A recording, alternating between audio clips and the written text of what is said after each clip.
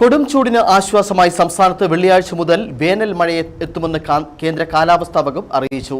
ഇതിന്റെ ഭാഗമായി വരുന്ന വെള്ളി, ശനി, ഞായർ ദിവസങ്ങളിൽ വിവിധ ജില്ലകളിൽ യെല്ലോ അലർട്ടും പ്രഖ്യാപിച്ചിട്ടുണ്ട്. അതേസമയം ഇടുക്കി ജില്ലയിൽ വേനൽ മഴ എപ്പോഴെന്ന് കാലാവസ്ഥാ വകുപ്പ് വ്യക്തമാക്കിയിട്ടില്ല.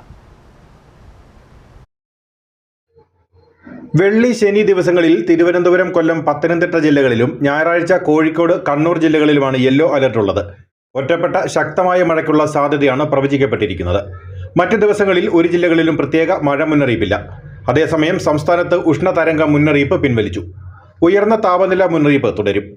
കാസർഗോഡ്, കണ്ണൂർ ജില്ലകളിൽ 38 സെൽഷ്യസ് വരെയും മലപ്പുറം, തൃശൂർ, പാലക്കാട്, കോട്ടയം, കൊല്ലം ജില്ലകളിൽ 37 സെൽഷ്യസ് വരെയും താപനില ഉയരാമെന്നാണ് മുന്നറിയിപ്പ്.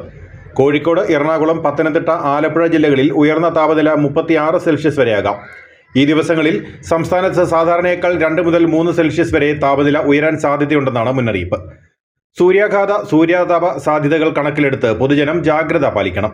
രാവിലെ 11 മുതൽ ഉച്ചയ്ക്ക് 3 മണി വരെ സൂര്യപ്രകാശം ശരീരത്തിൽ നേരിട്ട് ഏൽക്കുന്നത് ഒഴിവാക്കണമെന്നാണ് നിർദ്ദേശം.